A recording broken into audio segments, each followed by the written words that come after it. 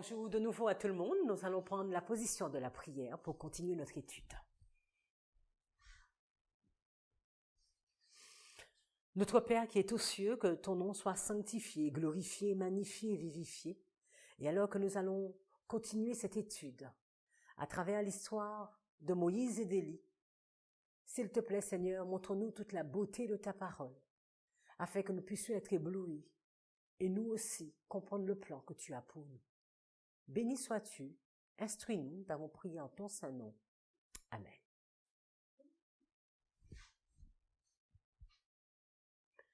Alors je tiens déjà, en commençant cette deuxième étude, à montrer que quand le frère Peppinger a mis en place ces structures, je n'y étais pas présente, mais je pense qu'il a d'abord commencé par regarder des histoires de la Bible.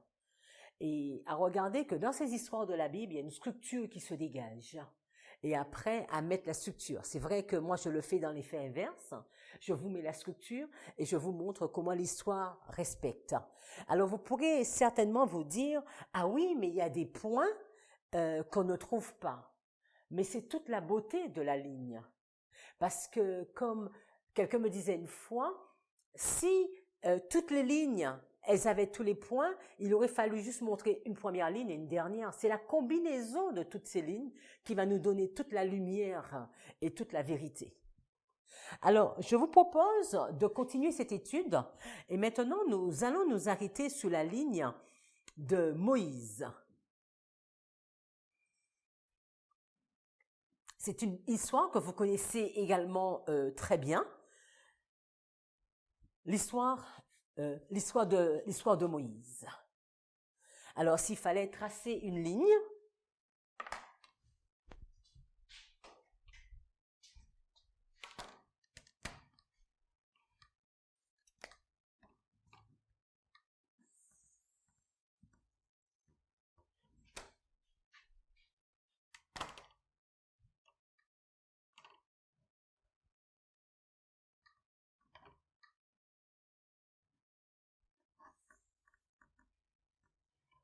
nous allons mettre également les mêmes balises.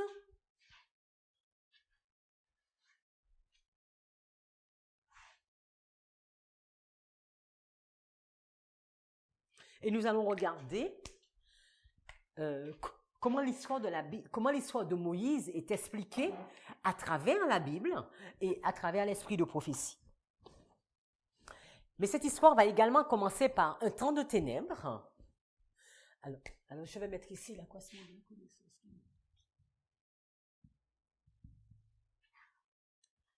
Donc, nous avons cette période de ténèbres.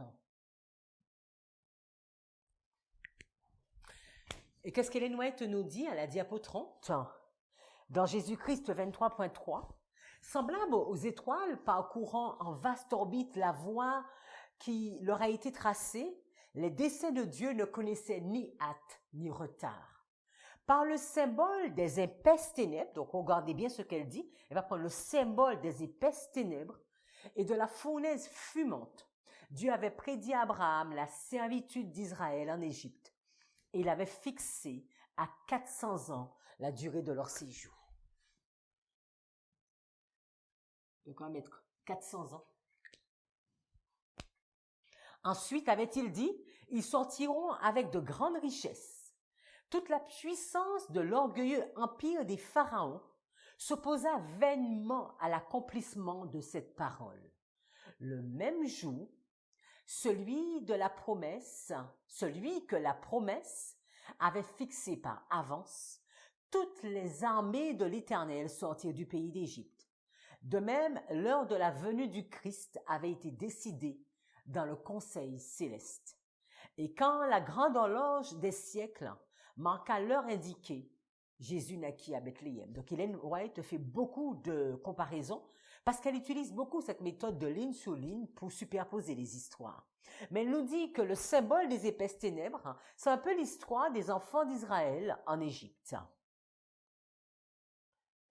Dans la diapo 31, nous allons voir donc Donc nous savons que pendant cette période de ténèbres, les enfants d'Israël s'étaient écartés de Dieu, ils s'étaient détournés, ils étaient en esclavage ils vont connaître une vie très très difficile après la mort de Joseph. Ils vont crier à l'Éternel et encore une fois, Dieu dans sa bonté va entendre les cris. Nous lisons dans Patriarches et Prophètes 227.4 à diapo 31, le temps de la délivrance était enfin arrivé. Les desseins de Dieu allaient s'accomplir et l'orgueil des hommes sombrer dans le mépris. Le libérateur, donc un réformateur, était sur le point de paraître en la personne d'un humble berger, avec pour toute arme une verge à la main. Mais de cette verge, Dieu ferait le symbole de sa puissance. Un jour qu'il conduisait ses troupeaux hors d'Horeb, la montagne de Dieu, Moïse aperçut un phénomène étrange. C'était un buisson enflammé qui ne se consumait pas. Comme Moïse s'approchait pour observer ce spectacle, une voix sortant des flammes l'appela par son nom. Tout tremblant, il répondit « Me voici !» Alors la voix l'avertit de ne pas s'approcher dans une attitude de profane curiosité. Et cette voix va lui dire « ôte tes souliers de tes pieds, car le lieu où tu te tiens est une terre sainte. Je suis le Dieu de ton père, le Dieu d'Abraham, le Dieu d'Isaac, le Dieu de Jacob. » La voix était celle qui, dans les siècles passés, s'était fait entendre au Père par l'ange de l'Alliance. Alors Moïse cacha son visage, car il craignait de fixer ses regards sur Dieu. Donc quand on regarde, on va voir, on pourrait mettre Moïse ici.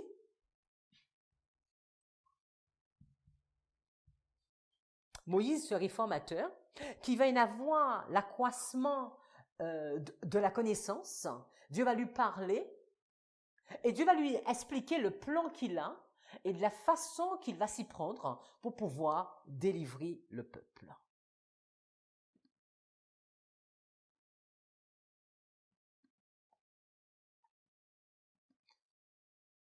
Diapo 32. Dieu se présenta dans le buisson ardent qui ne se consumait point et il choisit Moïse comme son agent. Nous voyons, pour la ligne de Noé, Dieu avait choisi un réformateur à la personne de Noé. La ligne de Moïse, il va choisir un réformateur à la personne de Moïse. Moïse fut accepté comme collaborateur de Dieu. C'est Dieu qui choisit, les amis. C'est Dieu qui mandate et c'est Dieu qui décide. Il savait que la moquerie, la haine, la persécution et peut-être la mort seraient son partage s'il avait la moindre intention d'épouser la cause des captifs hébreux. Il avait joui d'une grande renommée comme général des armées de Pharaon. Il savait combien son nom deviendrait un objet de plaisanterie et de calomnie. Mais il regarda l'opprobre de Christ comme une richesse plus grande que les trésors de l'Égypte. Il abandonna l'espoir d'une couronne royale et le chargea du fardeau de son peuple opprimé et affligé. Donc quand nous voyons un réformateur, on voit, ce sont les personnes qui vont choisir d'œuvrer avec Dieu, de laisser Dieu les conduire. Moïse fut choisi par Dieu pour rompre le joug de l'esclavage des enfants d'Israël. Et dans cette mission, il préfigurait la première venue du Christ, qui briserait la puissance de Satan sur la famille humaine et délivrerait ceux qui étaient assujettis à son pouvoir. Le réformateur est choisi, le message lui est donné. Ce n'est pas sans difficulté que parfois des réformateurs vont choisir d'accepter la mission, mais l'objectif c'est d'y accepter. Nous pouvons voir dans Exode chapitre 2, les versets 23 à 25, que nous lisons à la diapo 33.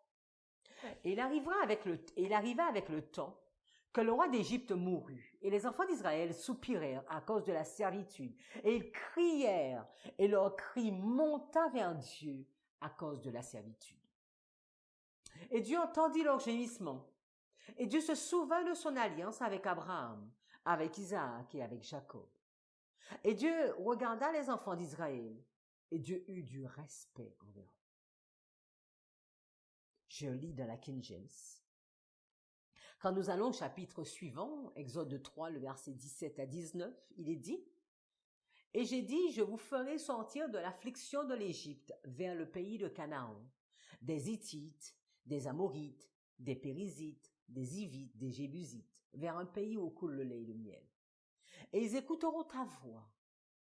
Et tu iras, toi et les anciens d'Israël, vers le roi d'Égypte, et vous lui direz: Le Seigneur, Dieu des Hébreux, est venu à nous, et maintenant laisse-nous aller le chemin de 3 jours dans le désert, afin que nous puissions sacrifier au Seigneur notre Dieu.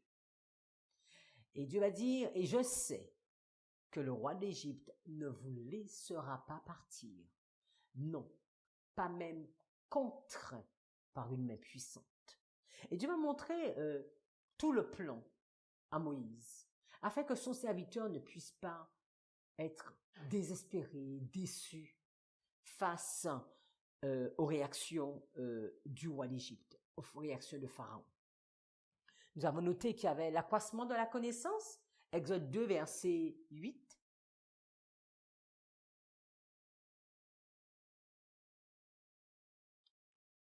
Nous pouvons voir dans l'accroissement de cette connaissance, cela dépend de comment nous allons faire la ligne. Alors, certains peuvent voir déjà depuis le début l'éducation de Moïse, ou on peut prendre Moïse à 80 ans quand Dieu l'appelle.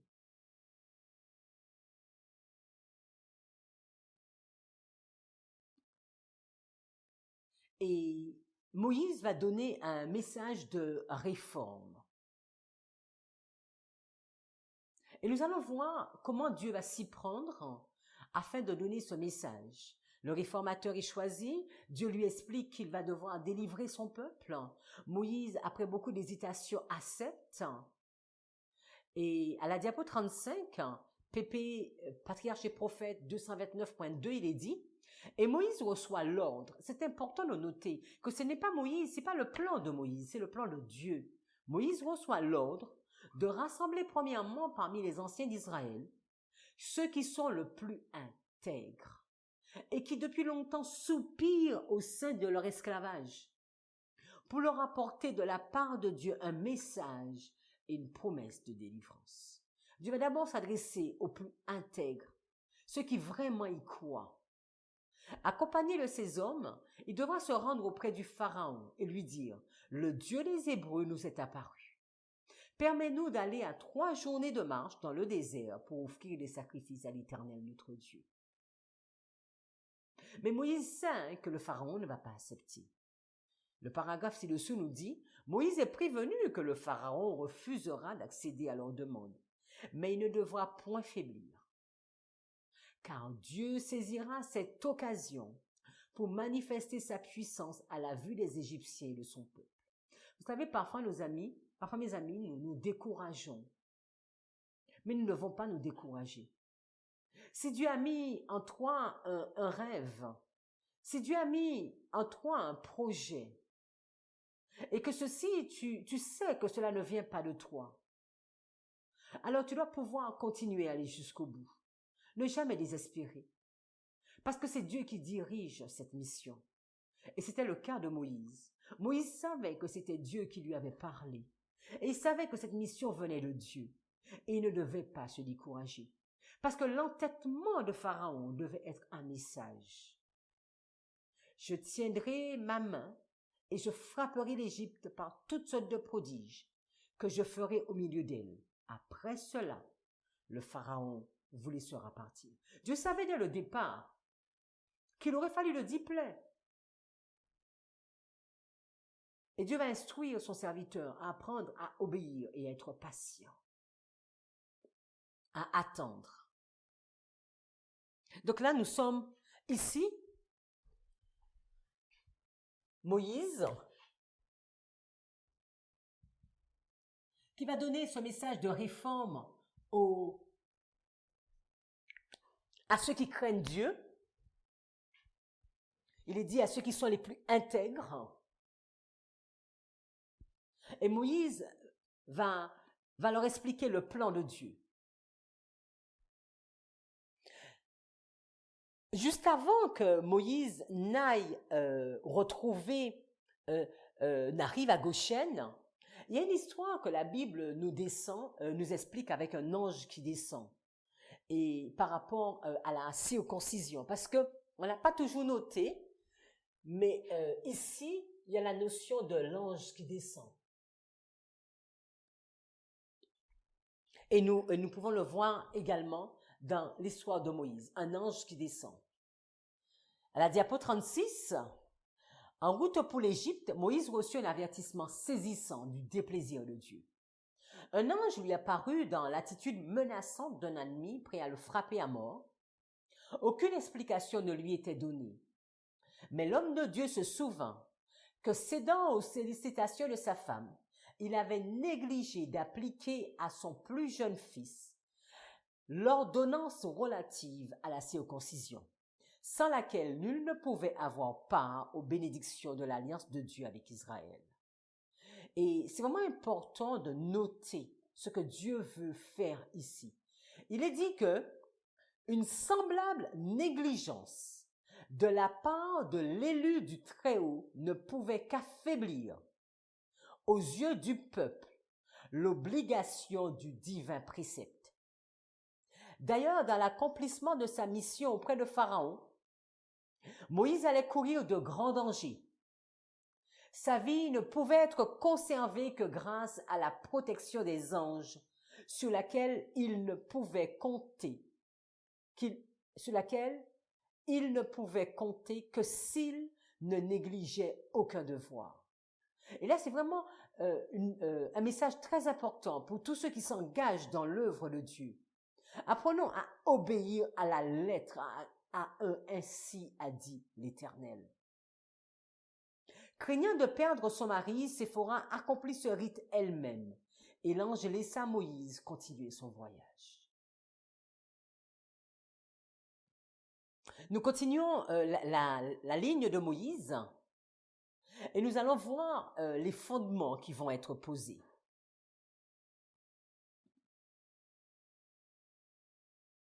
Et ces fondements, Moïse veut donner un message de réforme,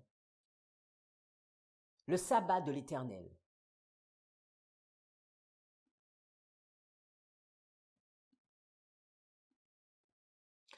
Dans Exode 5, les versets 1 à 3, nous lisons à la diapo 37, « Après cela, Moïse et Aaron allèrent et dirent à Pharaon, « Ainsi dit le Seigneur, Dieu d'Israël, laisse partir mon peuple afin qu'il me célèbre une fête dans le désert. » C'est vraiment le message que Moïse ne cesse de dire à Pharaon. Et Pharaon de répondre, « Mais qui est le Seigneur pour que j'obéisse à sa voix en laissant partir Israël? Je ne connais le Seigneur, et je ne laisserai pas non plus partir Israël. » Ce qui était complètement faux. Il connaissait ce Dieu, mais là il montrait qu'il était au-dessus même de Dieu. Et ils dirent, « Le Dieu des Hébreux est venu à notre rencontre. Laisse-nous aller, nous te prions, le chemin de 3 jours dans le désert, et que nous sacrifions, Seigneur notre Dieu, de peur qu'il ne nous frappe par la pestilence et par l'épée. » Ellen White va nous dire, dans Patriarche et Prophète 234.3 à la diapo 38, « Durant leur servitude, les descendants de Jacob avaient en quelque sorte perdu la connaissance de la loi de Dieu et s'étaient écartés de ses préceptes. Le sabbat avait été généralement abandonné et les exactions des chefs de corvée rendaient son observation apparemment impossible. Et Moïse veut reconstruire sur ce fondement. Moïse veut rappeler son peuple sur la loi de l'Éternel et le sabbat de l'Éternel. Aussi, Moïse dit-il à son peuple que l'obéissance au commandement de Dieu était la première condition de la délivrance. Mais les oppresseurs eurent bientôt connaissance de ces efforts pour rétablir l'observation du sabbat. Donc on voit ce désir de reposer les fondements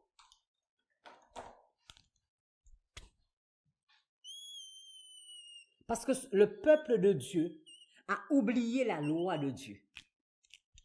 On va mettre le sabbat. Et alors que Moïse demande ces 3 jours de marche, alors que Moïse demande à Pharaon si le peuple peut partir afin d'offrir des sacrifices et de louer, de glorifier Dieu, nous allons voir le travail de l'ennemi.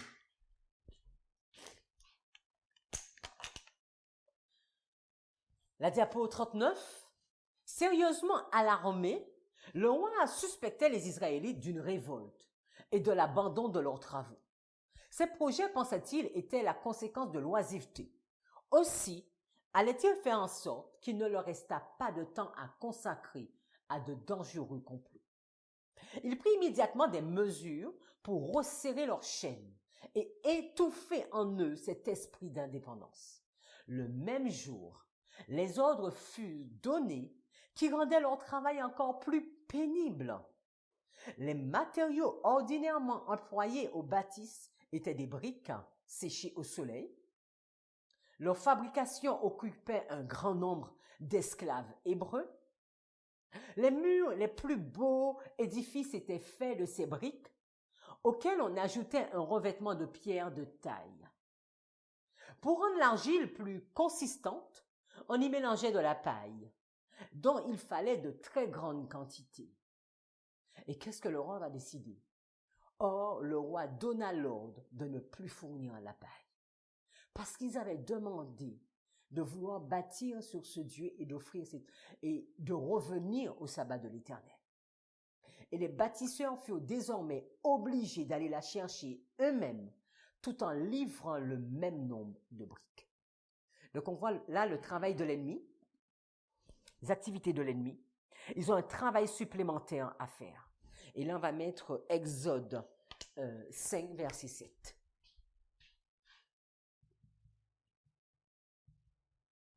Donc là, ils se retrouvent en plus grande difficulté.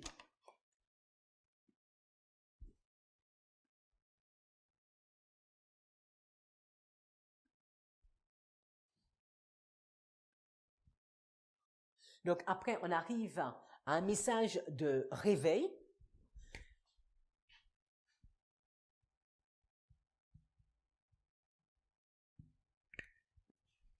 Donc Moïse continue. La diapo 40. Et c'est vraiment pour réformer. Donc Dieu demandait une réforme et maintenant un réveil. Et c'était une situation très très difficile pour les Hébreux parce que leur situation était devenue beaucoup plus pénible. Et ils vont le faire savoir à Moïse. D'autre part, les fidèles comprenaient que si Dieu avait permis leur esclavage, c'était parce qu'ils s'étaient éloignés de lui, parce qu'ils n'avaient pas craint de s'allier par mariage avec les païens et de verser ainsi dans l'idolâtrie. En même temps, ils déclaraient hautement à leurs frères que Dieu briserait bientôt le joug de l'oppresseur. Donc il y a toujours eu des fidèles de Dieu dans tous les temps. De même qu'il y avait Noé, mais il y avait Noé, sa femme, ses fils, les filles, les femmes de ses fils. Il y a Moïse, mais il y a également Aaron, mais il y a d'autres fidèles. Et ils comprenaient la situation dans laquelle ils étaient. Et ils savaient qu'ils devaient revenir à Dieu. Les Hébreux s'étaient attendus, donc nous sommes toujours à la diapo 40, les Hébreux s'étaient attendus à recouvrer la liberté sans subir d'épreuves pour leur foi, sans souffrance ni privation. Et moi, je pourrais ajouter sans test. Et c'est souvent ce qui nous arrive. Nous comprenons que nous voulons marcher avec Dieu, nous sommes sur une ligne de réforme et que voilà, mais puisque j'ai choisi de marcher avec Dieu, mais maintenant tout doit être facile. Et c'est ils comprenaient que, ok, nous avons prié, nous avons demandé à Dieu de nous visiter, Dieu nous a entendus, mais maintenant nous n'avons pas à subir des épreuves, des souffrances et des privations. Ils n'étaient pas mûrs pour la délivrance. Leur foi chancelante ne leur permettait pas de supporter patiemment les afflictions jusqu'au moment où Dieu jugerait à propos d'intervenir. Et je voudrais vraiment insister dessus. Ellen White nous dit, leur foi chancelante ne leur permettait pas de supporter patiemment les afflictions jusqu'au moment où Dieu jugerait à propos d'intervenir. Un bon nombre d'entre eux se résignaient à demeurer dans la servitude plutôt qu'à affronter les désagréments inséparable de changement de pays. D'autres encore avaient à tel point adopté les mœurs des Égyptiens qu'ils préféraient rester là où ils étaient. Alors que le peuple est en train de crier, alors que le peuple est en train de souffrir, le cœur du peuple est encore attaché à ce pays et attaché aux mœurs de ce pays, de cette nation.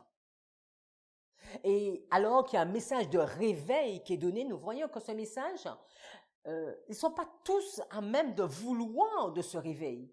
Nous sommes conscients qu'il faut de changement, mais nous ne voulons pas vraiment nous impliquer. C'était un peu ça le cri. Mais Dieu est bon. Et Dieu, dans son amour, va continuer à interpeller son peuple. Il a donné un message de réforme. Il a donné un message de réveil. Et il continue encore. Et il veut maintenant manifester sa puissance aux yeux de son peuple. Et c'est ce qu'il va faire. Il va manifester sa puissance. Nous voyons à la diapo 41. Donc nous sommes ici. Et là, on va mettre les 10 plaies.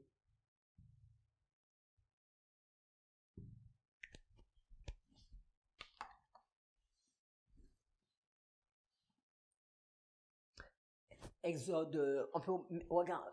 Donc ce serait dans Exode 8 jusqu'au chapitre 11. C'est 3 chapitres, même 4 chapitres, 8, 9, 10, 11.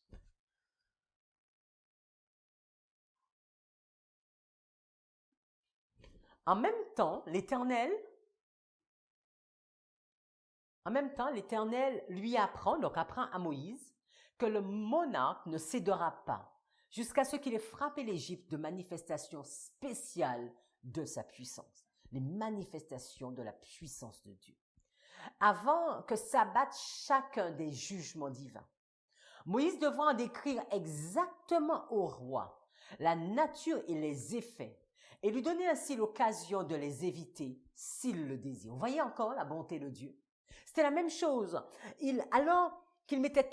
Alors qu'il avait vu la situation, mais il va mettre en place l'arche et tous ceux qui souhaitent pouvaient y entrer. Et là, Ellen White nous dit que même le roi aurait pu être sauvé s'il le souhaitait.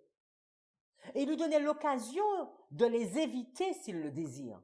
Chaque fléau sera suivi d'un autre, plus terrible. C'est comme chaque coup de marteau de Noé qui devait annoncer un message et un message. Et quand Dieu vient pour réformer son peuple, Dieu est obligé d'envoyer, d'insister, et de donner message sur message sur message. Chaque fléau sera suivi d'un autre, plus terrible, jusqu'à ce que son cœur soit humilié et qu'il reconnaisse que le Créateur des cieux et de la terre est le Dieu vivant et vrai. Excusez-moi. L'Éternel allait offrir ainsi aux Égyptiens l'occasion de voir combien était vaine la sagesse de leurs grands hommes et faible la puissance de leur Dieu pour s'opposer à ses paroles. Il allait punir ce peuple de son idolâtrie et réduire par là au silence ceux qui louaient ses absurdes divinités. Il voulait ainsi glorifier son nom, afin de faire trembler les nations. C'était pas juste pour ce peuple. Il fallait que les autres aussi craignent et comprennent que le Dieu de l'univers est l'unique Dieu. Il voulait ainsi glorifier son nom afin de faire trembler les nations qui en entendraient parler et libérant son peuple de l'idolâtrie, la mener à lui rendre un culte digne de lui. Nous continuons. Donc, Pharaon et tout le peuple vont voir toutes ces grandes manifestations de la puissance de Dieu. Et enfin, alors que Dieu a tout essayé, alors que Dieu a tout mis en place, le jugement arrive. La diapo 42, l'Éternel avait dit, cette nuit-là, je passerai dans le pays d'Égypte et je frapperai tous les premiers-nés dans ce pays, depuis les hommes jusqu'aux animaux. Nous voyons encore, c'est la même chose. Au temps de Noé, il va y avoir une destruction qui va toucher aussi bien les hommes que les animaux. Et encore, dans l'histoire de Moïse, son jugement va atteindre aussi bien les humains que les animaux.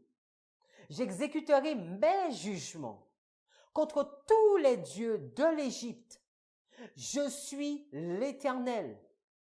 Le sang sur les maisons où vous habitez vous servira de signe.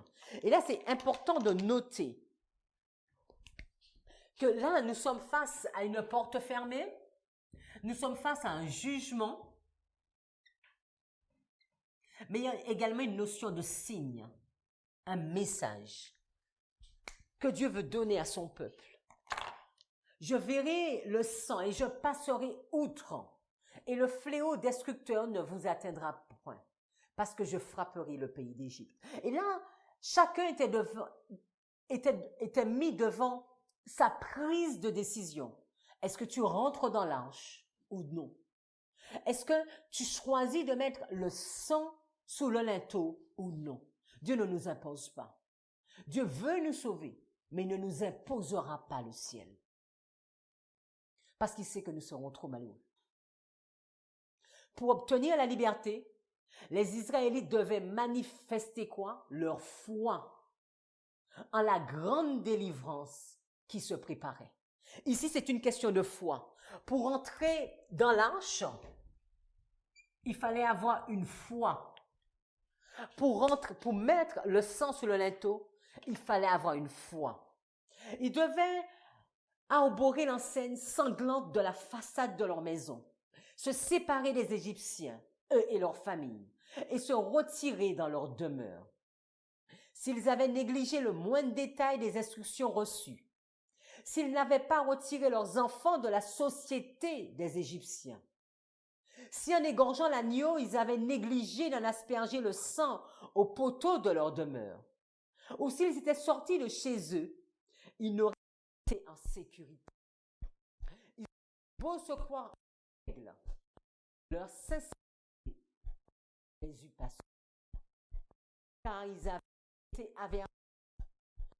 Tous ceux qui conforment aux recommandations de Dieu verraient leur bénéfice par le désir. Sincérité ne nous pas.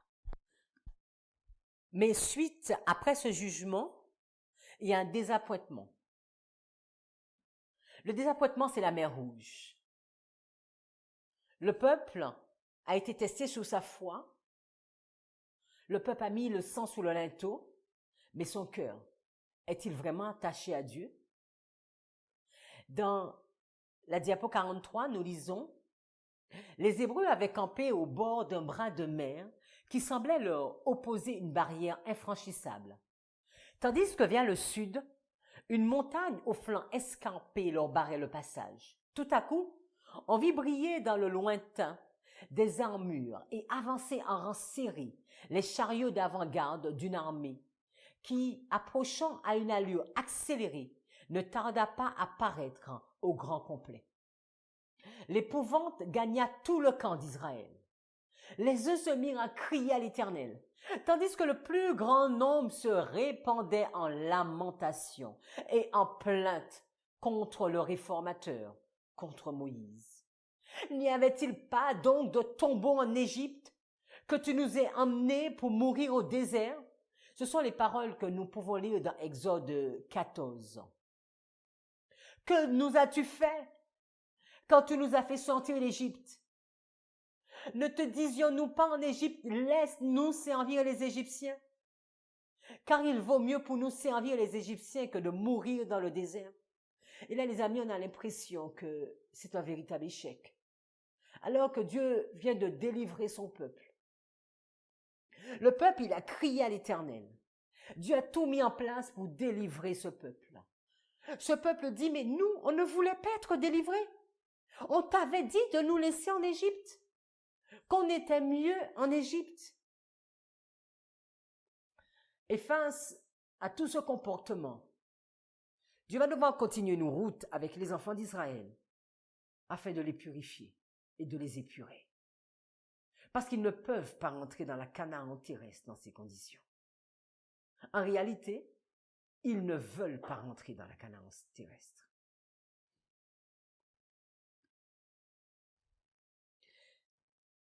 Ils vont avoir le test du sabbat,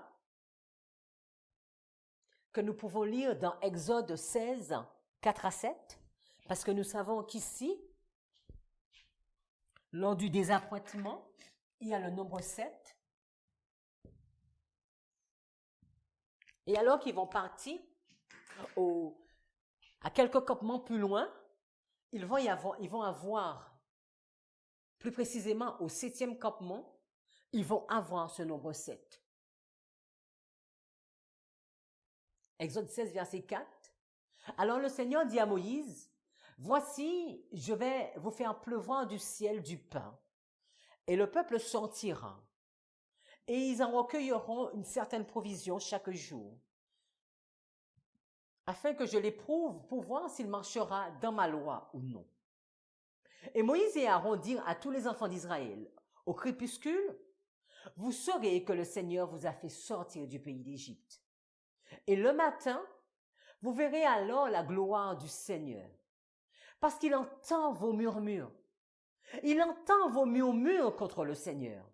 Et que sommes-nous que vous murmuriez contre nous? » En réalité, ce n'était pas contre Moïse et Aaron qu'ils murmuraient. Ils avaient l'impression de murmurer contre Moïse et Aaron. Mais en réalité, ils murmuraient contre l'Éternel parce que c'était le plan de l'Éternel. La façon que Dieu avait prévu de réformer leur cœur. Dans une ligne de réforme, dans ce mouvement de réforme, c'est comment Dieu me sort de ma situation de ténèbres pour me faire rentrer dans sa lumière. Et Dieu connaît qu'est-ce qui dans ma vie ne va pas. Dieu sait où le bas blesse. Et il va devoir m'inviter à réformer ma vie et à me réveiller. Et parfois, nous ne voulons pas. Et nous allons nous y prendre aux réformateurs. Nous allons nous y prendre aux messagers de Dieu. Nous allons penser, mais tu n'es pas juste, tu n'es pas bien, tu ne fais pas comme il faut. Ce n'est pas ainsi qu'il fallait faire. Comme si nous avons le plan de route, nous, dans nos mains. Tu devais être plus aimant. Et combien de fois nous entendons ça, les amis? Parce qu'en réalité, nous ne voulons pas nous laisser transformer par Dieu.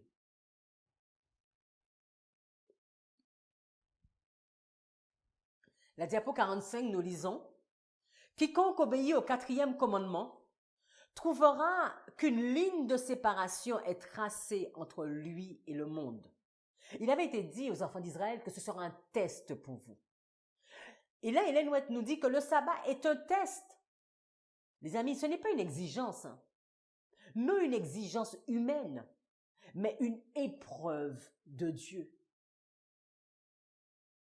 C'est ceux qui distinguent ceux qui servent Dieu et ceux qui ne le servent pas. Le point du dernier grand conflit de la controverse entre la vérité et l'erreur. Certains de nos gens ont envoyé leurs enfants à l'école le jour du sabbat. Ils n'étaient pas obligés de le faire. Mais les autorités scolaires ne voulaient recevoir les enfants que s'ils venaient en classe les 6 jours. Et nous pouvons suivre la suite de ce qu'elle dit. Et chacun, nous faisons nos choix. Mais ton choix, ne mettons pas notre choix sur l'autre en pensant que c'est l'autre qui nous impose. Le sabbat est un texte, non une exigence humaine. C'est une épreuve de Dieu. Et comme le mouvement de réforme, ce sont des épreuves que Dieu met pour réformer notre vie.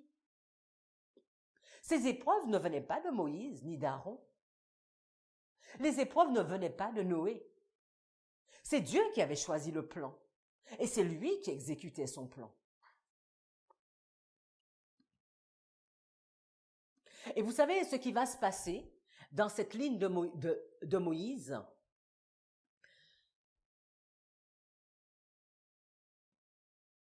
Alors qu'il va y avoir le test de la manne, encore une fois, ils vont échouer. Il va y avoir plus loin les 10 commandements. Il va y avoir le veau d'or. Et beaucoup de choses où les enfants d'Israël vont échouer. Ils vont être aux portes de la Canaan terrestre. Et là encore, ils vont maugréer contre l'Éternel. La Bible nous dit qu'ils étaient environ 600 000 à quitter l'Égypte. Et Dieu va devoir, malheureusement, détruire tout un peuple.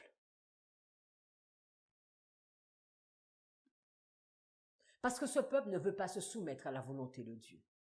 Et dans Nombre chapitre 26, versets 64 à 66, nous lisons, mais parmi la diapo 46, mais parmi ceux-ci, il n'y avait aucun de ceux qui avaient été comptés par Moïse et Aaron, le prêtre, quand ils comptèrent les enfants d'Israël dans le désert de Sinaï. Car le Seigneur, puisque c'est Dieu qui est au contrôle, quand le Seigneur avait dit d'eux, ils mourront certainement dans le désert. Il n'en restera pas un, excepté Caleb, le fils de Jéphuné, et Josué, le fils de Nun.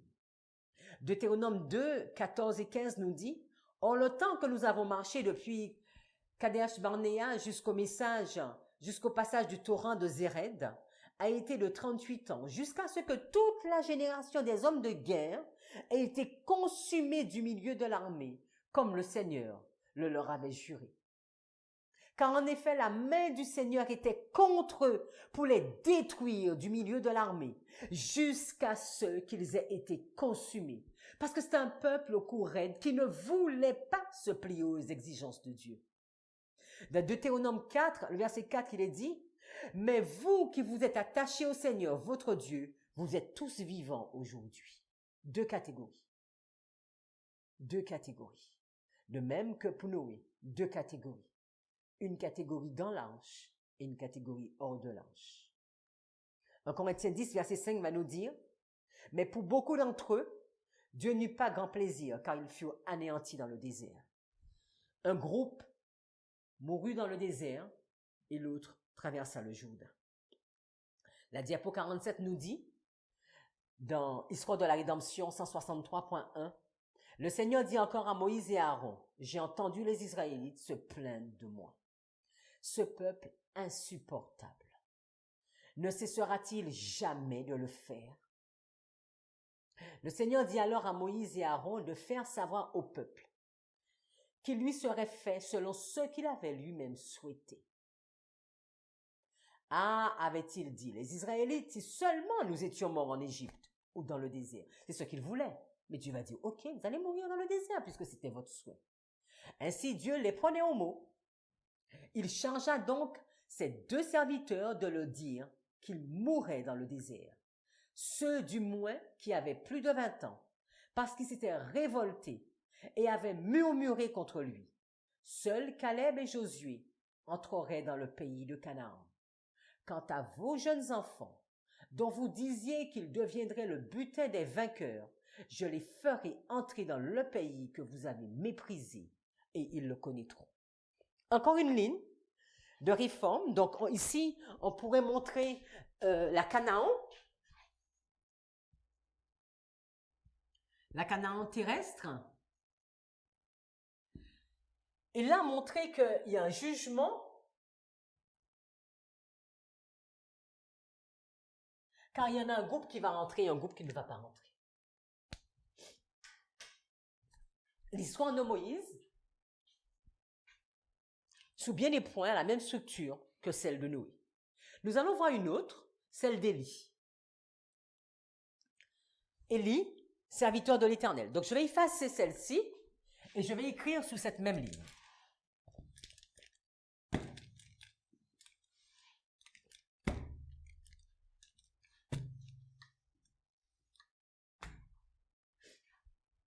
Et ici, nous allons partir. C'est encore une histoire que vous connaissez. Ce sont des histoires que nous connaissons tous. Et peut-être que nous ne nous sommes pas toujours arrêtés sur toutes les similitudes. Excusez-moi. Sur toutes ces similitudes, sur toutes ces relations qu'il y avait entre ces différentes histoires. Comment Dieu, le mouvement de réforme que Dieu met en place, et c'est le même mouvement qu'il va mettre à chaque fois. Et c'est là qu'on voit à quel point notre Dieu est juste. Parce que ce qu'il a fait dans le passé, nous pouvons être sûrs que c'est ce qu'il fera pour nous. Alors que pour les enfants d'Israël, il y avait un temps de ténèbres de 400 ans, nous allons voir également un temps de ténèbres, ou bien un choix même que Dieu va faire de 3,5 ans de sécheresse. 3,5, 3 années et 6 mois, nous savons que ça représente également les 1260. D'accord? Si vous faites 3 ans fois 30 jours et 6 mois, on va arriver à ce résultat. Et voilà le peuple de Dieu qui est également dans une apostasie. Parce que s'il y a un mouvement de réforme, c'est qu'il y a une apostasie avant. Nous lisons dans 1 roi 16, nous sommes à la diapo 49, 1 roi 16, et Akab, fils d'Omri, donc nous sommes en Israël, des années plus tard, il y a déjà eu la séparation entre la partie du nord et la partie du sud, entre les 10 tribus et les 2 tribus, et nous sommes avec les 10 tribus, avec Akab, ou bien qu'on va appeler Ahab en fonction des versions. Et voilà le roi d'Israël, qui est censé être un responsable du peuple de Dieu. Il fit ce qui est mal à la vue du Seigneur, plus que tous ceux qui avaient été avec lui. Donc on va mettre Akab. On va mettre idole. On va mettre Baal. Et on pourrait mettre beaucoup de choses. Hein. Il arriva que, comme si cela était peu de choses légères pour lui, de marcher dans les péchés de Jéroboam, le fils de Nébat, il prit pour femme Jézabel, la fille de Étabaal, roi des Sidoniens, et il alla et servit Baal. Donc, idole, il va servir Baal, il va adorer Baal, le responsable du peuple de Dieu. Il va même dresser un autel à Baal dans la maison de Baal qu'il va bâtir à Samarie.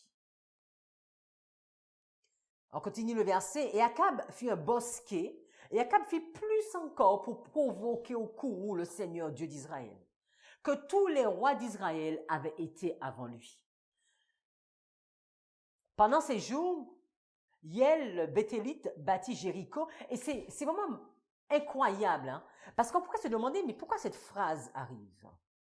Voilà, nous voyons un roi qui est dans l'apostasie. Mais comme le roi même est dans l'apostasie, le peuple est dans l'apostasie. Parce que vous vous souvenez, dans l'histoire précédente, Josué avait dit qu'il ne fallait pas rebâtir Jéricho. Et que si on allait rebâtir Jéricho, mais la fondation allait être posée sur... il y allait avoir des enfants qui allaient mourir. Mais comme on est dans une période d'apostasie et que le roi ne craint pas Dieu, mais les serviteurs non plus ne craignent pas Dieu. Et là, il nous est dit que pendant ces jours, pendant cette situation, Hiel, le Béthélite, il va bâtir Jéricho. Et il en posa la fondation sur Abiram, son premier-né, et il en plaça les portes sur son plus jeune fils, Ségug, selon la parole du Seigneur, laquelle il avait proférée à Josué, le fils de Nun. Donc c'est tout un peuple qui est dans une désobéissance ouverte vis-à-vis de l'Éternel. Et nous arrivons au chapitre 17, et Élie le Tchibite, qui était d'entre les habitants de Galaad, il va venir voir Akab, et sans trembler, sans peur, il va dire à Akab, de même que le Seigneur Dieu d'Israël, devant qui je me tiens, est vivant, il n'y aura ni rosée, ni pluie pendant ces années-ci, seulement selon ma parole. Et nous savons qu'à ce moment, Élie va partir. Voilà un réformateur qui est choisi. Et Dieu va accomplir une belle et grande mission avec cet homme. Dans Prophète et Rois, page 85.1, diapo 50, il est dit, dans les montagnes de Galaad, à l'est du Jourdain, vivait sous les... Donc nous sommes à la diapo 50, vivait sous le règne d'Akab un homme de foi et de prière. Vous voyez les caractéristiques du réformateur? C'était le cas de Noé. Dieu va dire que c'est quelqu'un en qui il prend plaisir. C'était le cas de Moïse. Et maintenant le cas d'Élie. Un homme de foi, mais c'était des gens comme nous, hein. C'était pas des surhommes, mais des hommes de foi et de prière qui croyaient en Dieu, qui devaient, par son ministère intrépide, mettre fin au rapide progrès de l'apostasie en Israël. Bien qu'éloigné de toute ville célèbre et ne jouissant pas d'une situation élevée, Élie le Tchibite accepta sa mission. confiant dans le Seigneur qui lui préparerait la voie et le bénirait abondamment. Ces paroles étaient empreintes de foi et de puissance. Donc là, nous voyons Élie. Nous allons mettre foi, prière,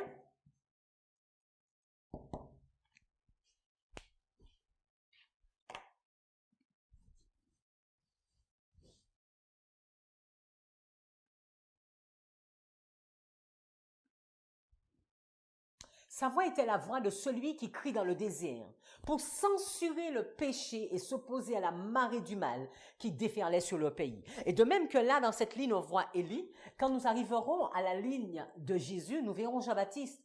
Parce que Ellen White nous fait la comparaison. Sa voix était la voix de celui qui crie dans le désert. Et cela nous fait penser tout de suite à Jean-Baptiste. Pour censurer le péché et s'opposer à la marée du mal qui déferlait sur le pays. Et tout en se présentant au peuple comme un réprobateur du péché, il apportait par son message le baume de Galade aux âmes pécheresses qui désiraient être soulagées. Il va y avoir un accroissement de la connaissance. Et voilà, Élie, les 3 années vont partir. Ils ne savent pas où est Élie. Et Élie va revenir. Un beau jour, Élie revient avec un message.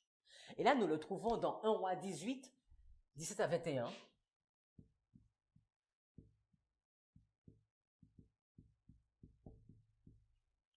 Élie va donner un message. À peine Akab aperçut-il Élie qui lui dit « Est-ce toi qui jettes le trouble en Israël ?» Donc les 3 années et demie sont passées. Dieu a demandé à Élie de revenir voir Akab. Et Élie répondit « Mais vous voyez mes amis, c'est souvent cela. Quand celui qui est dans la rébellion pense que c'est le serviteur de Dieu qui est dans la rébellion. Celui qui est dans l'apostasie va se dire, mais c'est le serviteur de Dieu qui est dans l'apostasie. Vous vous souvenez, au temps de Jésus, qu'est-ce que Satan disait à Jésus? Mais tu es le fils du diable. Alors que c'est lui-même. Et c'est pour cela que nous devons être confiants. Et avoir une confiance intrinsèque dans ce Dieu qui nous parle et qui nous mandate. Et il répondit, je ne trouble point Israël. C'est toi au contraire, et la maison de ton père, puisque vous avez abandonné les commandements de l'Éternel, et que tu es allé près de Baal. Élie va lui renvoyer la balle en lui disant, non, tu te trompes de personne. C'est toi qui as la source du problème. Parce que si maintenant Dieu cherche à réformer son peuple, c'est parce que toi tu l'as éloigné de la vérité.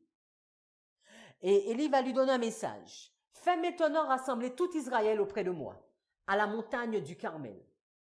Et aussi les 450 prophètes de Baal et les 400 prophètes d'Astarté, 850 prophètes, qui mangent à la table de Jézabel. Akab envoya des messagers vers tous les enfants d'Israël, et il rassembla les prophètes à la montagne de Carmel. Diapo 52. Parfaitement conscient de son innocence, Élie se dresse devant Akab. Il n'essaie ni de s'excuser, ni de flatter le roi, pas plus que de se soustraire à la colère du monarque en lui annonçant la bonne nouvelle que la sécheresse va prendre fin. Il n'a pas à se défendre de quoi que ce soit. Alors que le temps de ténèbres se termine, la captivité se termine, les 400 ans se terminent, alors que Dieu s'apprête à délivrer son peuple. Mais quand Dieu s'apprête à délivrer son peuple, il doit l'emmener dans une réforme, dans un réveil, parce que son peuple est parti dans une grande apostasie. Alors que cette période de sécheresse va être terminée, et on aurait pu se dire, mais c'est superbe. Non, Dieu doit donner un message à son peuple, parce qu'ils ne savent même plus qui est le vrai Dieu. Élie ne va pas juste dire, écoute Akab, maintenant la sécheresse est terminée. Il va dire, non, j'ai besoin de vous rencontrer. Et tous, nous nous donnons rendez-vous au mont Carmel. Il n'a pas à se défendre de quoi que ce soit. Il va pas dire, excuse-moi parce que j'ai prié et qu'il y a eu de la sécheresse. Non. À la fois indigné et jaloux de l'honneur de Dieu, il rejette l'accusation sur Akab et déclare courageusement au roi que ce sont ses péchés qui ont attiré sur Israël cette terrible calamité. Je ne trouble point Israël, affirma-t-il. C'est toi, au contraire, et la maison de ton père, puisque vous avez abandonné les commandements de l'Éternel et que tu es allé après les Baals. Vous savez, les amis, quand Dieu choisit son réformateur, quand Dieu choisit son messager, je suis convaincu qu'il lui donne un front dur afin de pouvoir tenir devant les difficultés de ce monde. Parce qu'il sait que cette personne aura à affronter les crises aussi bien en interne qu'en externe. Parce que là, Élie est en train d'affronter des crises en interne. Et Élie est dans un peuple juif. Élie n'est pas dans un pays, n'est pas chez les Moabites ou les Samaritains ou ceux qui ne craignent pas Dieu. Élie est au sein du peuple de Dieu.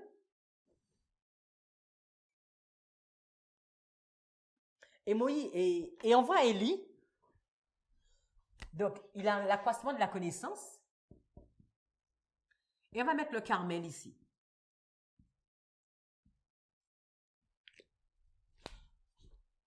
Nous lisons dans 1 Roi, chapitre 18, les versets 21 à 24, la diapo 54. Alors Élie s'approcha de tout le peuple et dit, « Jusque à quand clocherez-vous des deux côtés ?»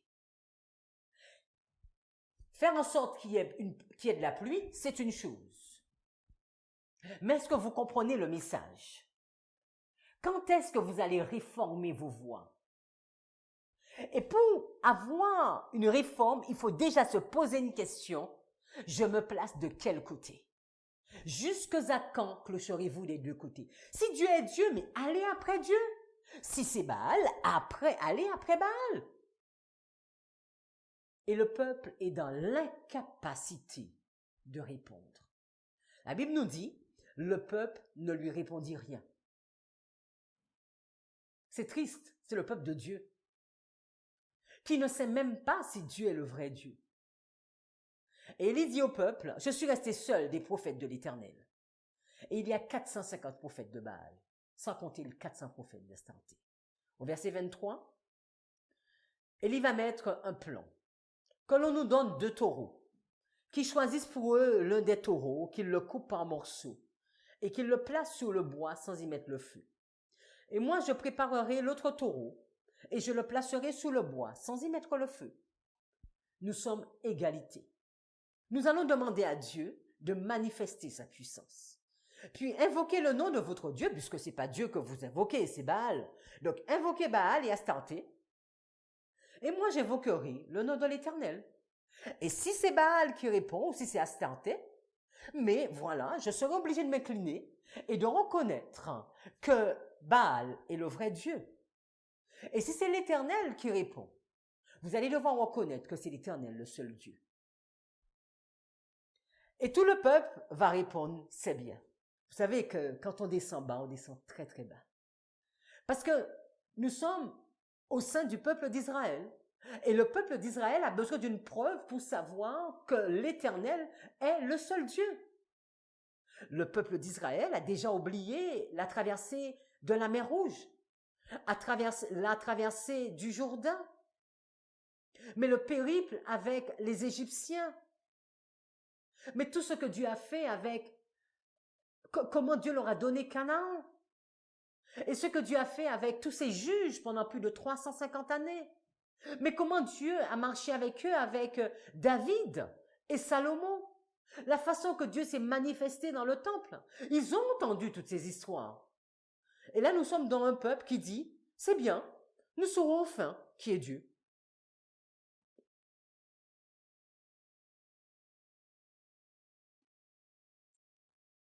La diapo 55, sans honte, sans frayeur. Le prophète se tient devant la foule, pleinement conscient de la grandeur de la mission qui lui a été confiée pour exécuter l'ordre divin. Son visage est illuminé d'une solennité imposante Le peuple attend patiemment qu'il parle. Les regards d'Élie se portent d'abord vers l'autel renversé de l'Éternel, puis d'une voix claire dont les accents résonnent comme une trompette. Il s'adresse à la multitude et s'écrie le verset que nous venons de lire. « Jusque à quand clocherez-vous des deux côtés ?» Le prophète sait, ce réformateur, il sait que son Dieu est vivant. Et alors qu'il pose les fondements en demandant au peuple de l'Éternel, mais de savoir qui est le vrai Dieu.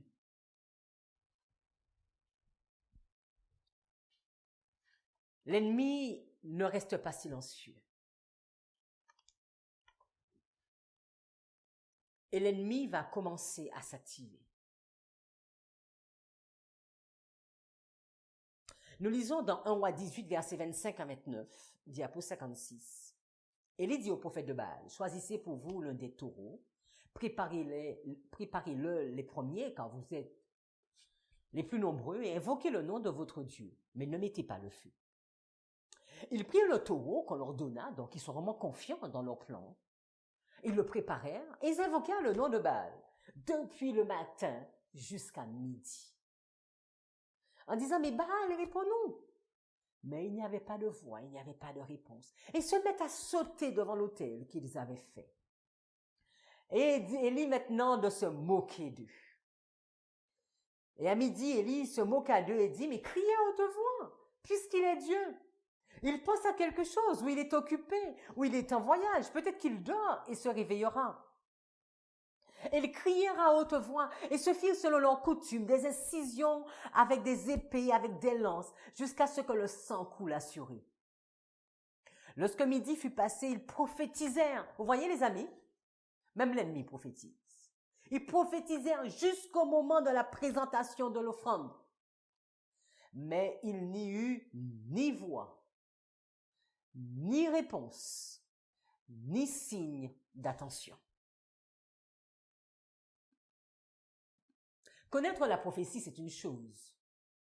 Parler de la prophétie, c'est une chose. Mais vivre avec le Dieu de la prophétie, c'est autre chose. Et alors que nous sommes des étudiants de la prophétie, mais est-ce que nous vivons? Est-ce que le Dieu de la prophétie vit en moi?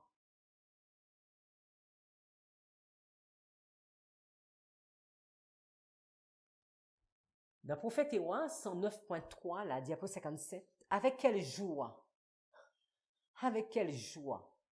Satan ne serait-il pas venu au secours de ceux qui trompaient et qui se consacraient à son service? Avec quelle joie n'aurait-il pas fait jaillir l'éclair qui aurait consumé le sacrifice? Mais gloire soit à Dieu les amis. Mais Dieu a prescrit des limites à l'ennemi de nos âmes. Il a restreint son pouvoir. Et tous ses desseins ne sauraient communiquer une seule étincelle sur l'autel de Baal. Dieu était aux aguets. Il n'aurait pas permis à une étincelle de tomber. Il veillait. Dieu veille au grain, les amis. Dieu veille au grain. Je sais pas, bon, j'ai dit aux aguets, je sais pas si c'est la bonne expression, mais Dieu veille au grain. La voix éraillée pour avoir trop crié. Les habitants souillés du sang des blessures qu'ils s'étaient infligées. Les prophètes entrent, les faux prophètes évidemment, vous avez bien compris, entrent alors dans un violent désespoir. Avec une frénésie accrue, ils entremêlent maintenant leurs prières aux terribles imprécations qu'ils adressent au Dieu solaire. Et Élie continue à les épier attentivement, car Élie sait que si par quelques subterfuges, les prêtres réussissaient à allumer le bois de l'autel, le pauvre Élie serait immédiatement déchiqueté. Dieu veille au grain. Son prophète, son messager s'était mis debout Et Dieu s'était mis debout également. Et c'est ce qui est beau. Quand Dieu nous envoie, il s'engage à se mettre debout à nos côtés. Et là, nous pouvons voir tout le travail de l'ennemi et nous pouvons mettre les 850 prophètes. Je vais juste mettre 850. On nous dit 450, mais on va tous les englober. Et maintenant, Élie va poser les fondements. Il a déjà commencé à poser ce fondement. Mais qui est ton Dieu? Qui est ton Dieu? Pose-toi les vraies questions. En qui tu crois? Et dans 1 roi 18, les versets 30 à 33, diapo 58, Élie dit alors à tout le peuple, approchez-vous de moi. Tout le peuple s'approcha de lui et Élie rétablit l'autel de l'Éternel qui avait été renversé. Il va prendre 12 pierres. Il va revenir sur les anciens sentiers pour les 12 tribus, d'après le nombre des tribus des enfants de Jacob, auxquels l'Éternel avait dit, Israël sera ton nom. Vous savez, quand il y a un mouvement de réforme, il y a forcément revenir sur les anciens sentiers. Quand Dieu veut qu'on sache d'où nous sommes tombés. Quand vous voyez un message de réforme avec des nouveautés qui n'ont jamais existé dans la Bible, ce n'est pas un mouvement de réforme. Il bâtit avec ses pierres un autel au nom de l'Éternel. Il fit autour de l'autel un fossé de la capacité de 2 mesures de semences. Il arrangea le bois, coupa le taureau par morceaux et le plaça sur le bois. Puis il dit, remplissez d'eau 4 cruches et versez-les sur l'holocauste et sur le bois. Donc là, on va mettre l'autel. On va avoir les 12 pierres. On va mettre l'autel. On va mettre de l'eau aussi. On va mettre l'animal aussi.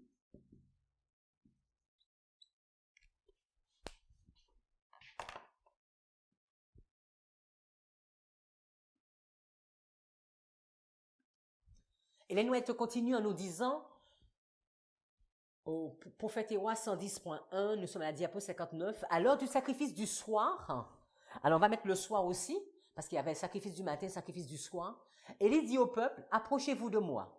Et tandis qu'on s'approche de lui en tremblant, l'homme de Dieu rétablit l'autel où jadis les hommes venaient adorer le Seigneur. Pour le prophète, ce morceau de ruine a plus de prix que tous les autels somptueux du paganisme.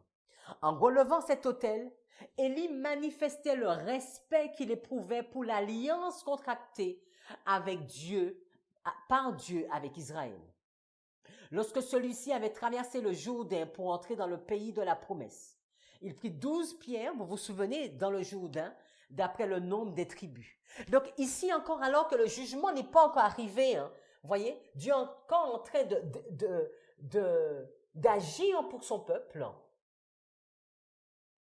On va peut-être même le mettre ici. Je vais peut-être plus le mettre ici. Parce que c'est là que la manifestation va se faire.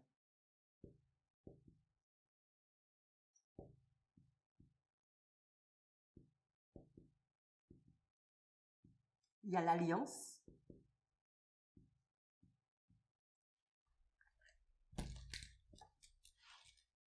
Et un autre point que j'avais dit que je voulais noter, c'est le soir.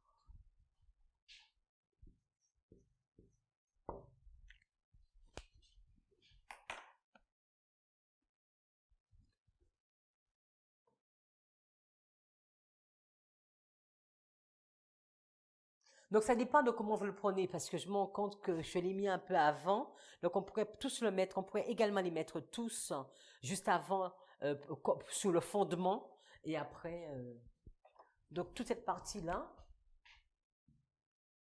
je peux bien les mettre ici. Donc il y a un message de réveil qui va être donné dans 1 18, 34 à 36, nous sommes à la diapo 60, et il dit, faites-le une seconde fois. Il le fait une seconde fois et il dit faites une troisième fois. Et il le fait une troisième fois. Donc, on avait dit qu'il y avait combien de cruches? Il y en avait 4. Donc, 4 fois 3, 12.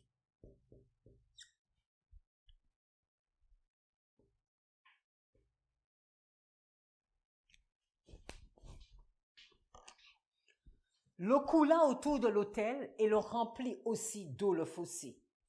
Au moment de la présentation de l'offrande, Élie le prophète s'avança et dit, « Éternel Dieu d'Abraham, d'Isaac et d'Israël, que l'on sache aujourd'hui que tu es Dieu en Israël, que je suis ton serviteur et que j'ai fait toutes ces choses par ta parole. » Et là, on va voir la prière. Les amis, il ne peut pas y avoir de message de réforme sans prière. Il ne peut pas y avoir de réformateur sans prière.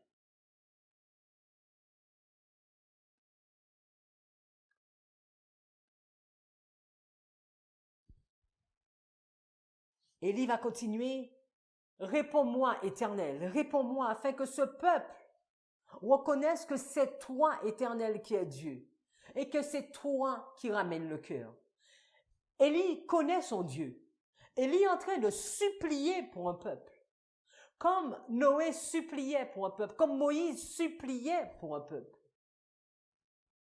Et le feu de l'Éternel tomba, et il consuma l'holocauste, le bois, les pierres et la terre, et il absorba l'eau qui était dans le fossé.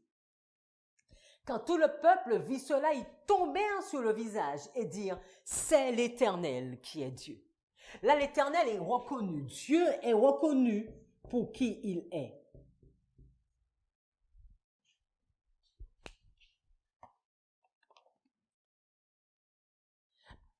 Ellen White nous dit, diapo 63, « À peine la prière d'Élie est-elle achevée, que les flammes de feu semblables à des éclairs fulgurants descendent du ciel sur l'autel, consument l'holocauste, absorbent l'eau du fossé et dévorent jusqu'aux pierres de l'autel. L'éclat de la flamme illumine le mont Carmel et éblouit les yeux de la foule, la manifestation de la puissance de Dieu. Dans les vallées en contrebas, les curieux qui suivent avec un scepticisme impatient les mouvements des prophètes voient très nettement le feu descendre sur l'autel et en ressent et en reste interdit. Cela leur rappelle la colonne de feu qui, dans la mer Rouge, séparait les enfants d'Israël des armées égyptiennes. La glorieuse manifestation de la puissance de Dieu. On continue avec le diapo 63. Sur le Carmel, le peuple se prosterne avec crainte devant le Dieu invisible. Il n'ose pas continuer à regarder le feu venu du ciel. Il redoute d'être lui-même consumé. Convaincus qu'ils doivent maintenant reconnaître le Dieu d'Élie comme le Dieu de leur père, le Dieu d'Israël, le Dieu de Jacob. Ils s'écrient tous ensemble, c'est l'Éternel qui est Dieu. C'est l'Éternel qui est Dieu. Avec une netteté saisissante, ce cri retentit sur la montagne et se répercute dans la plaine. Israël est enfin réveillé. Israël est enfin éclairé. Israël est enfin repentant. Il voit à quel point il a déshonoré le Seigneur. Le caractère du culte de Baal offrant un contraste frappant avec le service raisonnable de celui du vrai Dieu apparaît alors nettement. Le peuple reconnaît la justice et la miséricorde du Seigneur qui a retenu la rosée et la pluie jusqu'au moment où les pécheurs confesseraient son nom. Il est prêt maintenant à admettre que le Dieu d'Élie est au-dessus de toutes les idoles. Amen. Et mes amis, alors que Dieu a atteint cet objectif de toucher les cœurs, de retourner le cœur des enfants vers leur Père, alors que Dieu veut qu'on revienne aux anciens sentiers, alors que Dieu a tout fait, il a milité dans tous les sens pour sauver un peuple, il peut enfin se lever et dire maintenant, les portes sont fermées. Et le jugement arrive. Et le jugement doit tomber sur l'impénitent.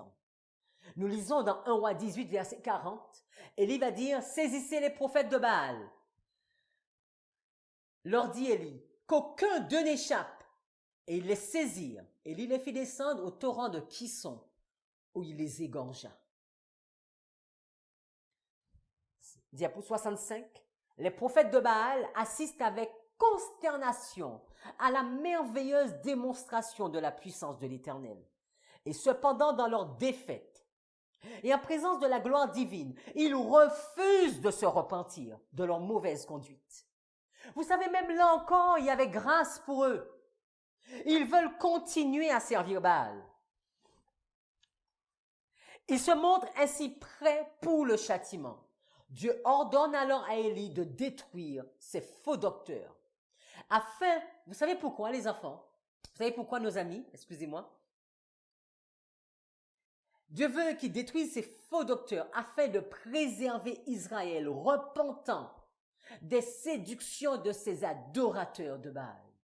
Quand la séduction est entrée dans le camp, quand le peuple est en péril, quand le peuple ouvre ses yeux et reconnaît qu'il a été sur une mauvaise direction, Dieu est obligé de supprimer celui qui causait le trouble en Israël. La colère de Dieu s'est déjà déchaînée contre les chefs de la transgression. Et lorsqu'Élie ordonne saisissez les prophètes de Baal, qu'aucun d'eux n'échappe, tous sont prêts à lui obéir. Ils saisissent les prophètes et les font descendre au torrent de Kison. Là, avant la fin du jour, qui devait marquer le début d'une réforme décisive, les prêtres de Baal furent égorgés.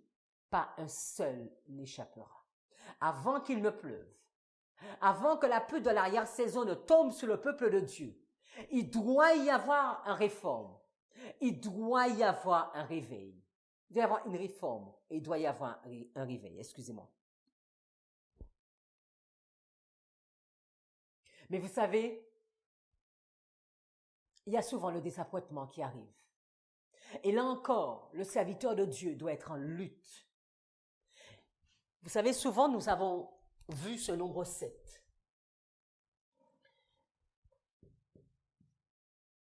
Et il va continuer à prier, à intercéder. Nous lisons dans 1 roi 18, 41 à 44.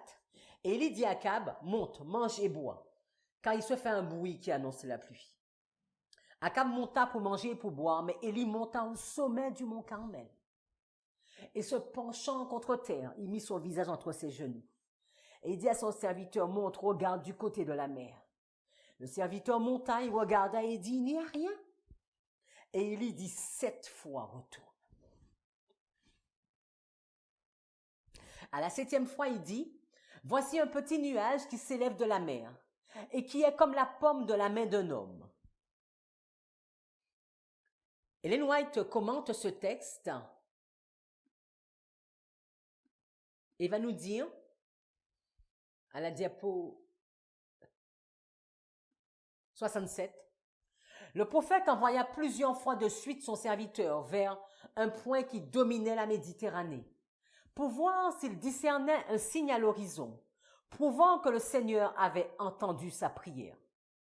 Mais chaque fois le serviteur revenait en disant, il n'y a rien.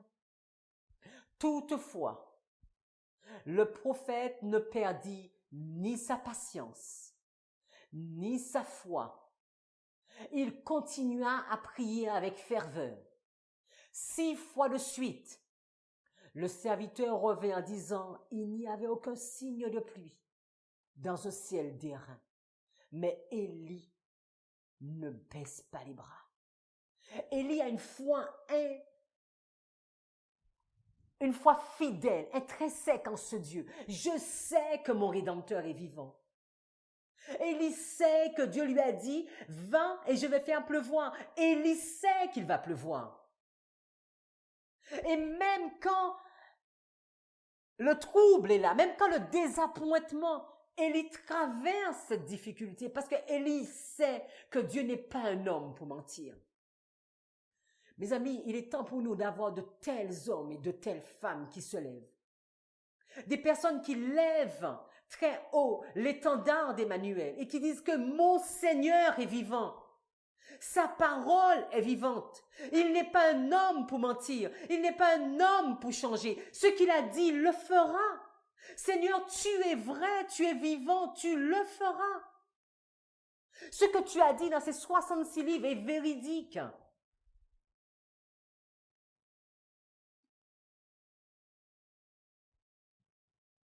Face à la foi de cet homme, il ne peut que pleuvoir. Il ne peut que pleuvoir. En Roi 18, 45 et 46, en peu d'instants, le ciel s'obscurcit par les nuages. Le vent s'établit et il y eut une forte pluie. Akab monta sur son char et partit pour Jezreel. Et la main de l'Éternel fut sur Élie, qui se saignit les reins et courut devant Akab jusqu'à l'entrée de Jezreel. La pluie, les amis, c'est la bénédiction. La pluie, on pourrait le faire penser à la protection de l'arche. La pluie, l'entrée en Canaan. Tout ceci, c'est la pluie. La pluie, c'est ce que Dieu nous promet. La pluie, c'est la Pentecôte. La pluie, c'est son second retour. Et nous allons mettre ici la pluie.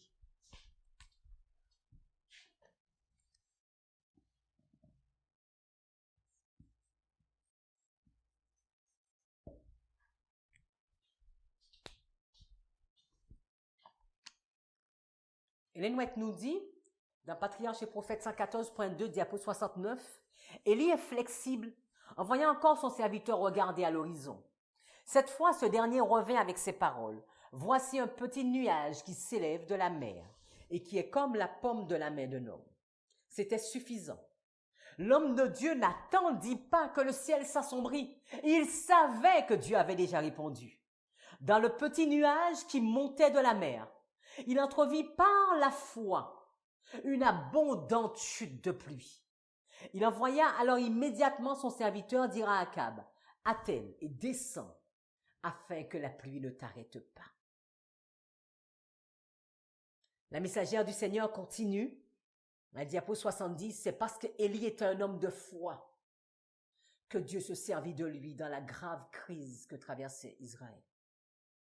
Alors qu'il priait, sa foi parvenait jusqu'au ciel et saisissait ses promesses. Élie persista à croire jusqu'à ce qu'il fût exaucé. Il n'attendait pas à voir la confirmation totale que Dieu avait entendue, mais saisit jusqu'au plus petit témoignage de la faveur divine. Vous savez, je suis de celles qui croient que Dieu a un message pour son peuple. Je sais que Dieu est fidèle et que Dieu est vivant, que Dieu n'a pas laissé tomber l'adventisme et que Dieu interpelle son peuple. Beaucoup d'entre nous, nous ne savons plus où nous en sommes. Et peut-être nous ne savons même plus si notre Dieu est encore vivant. Et peut-être même nous ne savons plus si notre Dieu est capable de faire des exploits pour nous. Mais je veux continuer à prier, à croire que Dieu, tu es vivant et que tu agiras pour ton Église. Tu agiras pour ce mouvement. Tu écarteras chaque mauvais conducteur. Tu feras luire ta lumière afin que ton peuple revienne à toi. Ce que le prophète fit, Ellen White nous dit, tous les hommes peuvent le faire dans leur travail au service du Maître. Parce qu'il est écrit, Élie était un homme de la même nature que toi et moi. Il pria avec insistance pour qu'il ne plût point. Et il ne tomba point de pluie sur la terre pendant 3 ans et 6 mois. Mes amis, il est temps pour nous de nous réveiller. Que ceux qui craignent Dieu se réveillent et intercèdent. Que ceux qui croient en ce Dieu se réveillent pour nos jeunes, pour nos enfants, pour nos familles. Que le peuple de Dieu se réveille et croit que notre Dieu est fidèle et qu'il agira. Prions. Seigneur, nous voulons exalter ton nom. Nous voulons te glorifier, te dire merci, parce que je sais que tu es vivant, Seigneur. Ce que tu as fait pour Noé, ce que tu as fait pour Moïse, ce que tu as fait pour Élie, Seigneur. Je suis convaincu que tu veux le faire pour nous aujourd'hui. Alors que tu vois l'apostasie dans laquelle ton peuple est plongé. alors que le bien est devenu mal et que le mal est devenu bien. Alors que toutes sortes de messages qui n'ont aucune preuve biblique est en train de se donner et que ton peuple est en train de se vautrer, Seigneur. Aie pitié de tes enfants. Seigneur, nous voulons crier à toi et te dire, agis pour ton peuple. Interviens en faveur de cette humanité. Agis pour l'adventisme, Seigneur. Je veux te demander une grâce pour chaque personne qui écoutera cette vidéo. Que chacun rentre dans sa chambre et lutte avec toi. Que chacun réforme sa vie, réveille et se réveille et rentre dans une vision particulière avec toi. Car le jugement est déjà sur nous. Oh Seigneur, pitié encore. Attends encore, alors que nous portons le sang sous le linteau, aie pitié encore une fois de ton peuple. Béni sois-tu, Seigneur, et que ce message puisse toucher ne serait-ce qu'un cœur et briser ne serait-ce qu'un cœur. Je t'ai prié en ton Saint-Nom, Jésus. Amen.